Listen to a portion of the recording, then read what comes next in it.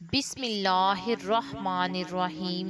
जी प्यारे व्यूअर्स, आज मैं आपसे चंद मुफीद बातें शेयर करने जा रही हूँ जो कि आपको बहुत ही ज़्यादा फ़ायदा देने वाली हैं। सूरत फातिहा पढ़कर पेट पर दम करने से पेट का दर्द ख़त्म हो जाता है।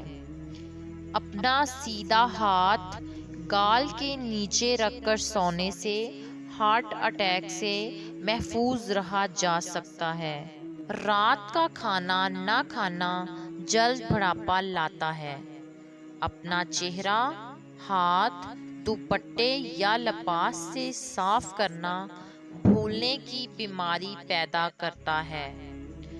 अगर किसी को हज पर जाने की तलब हो और कोई वसीला ना हो तो रोज़ाना 21 मरतबा सूरह फतह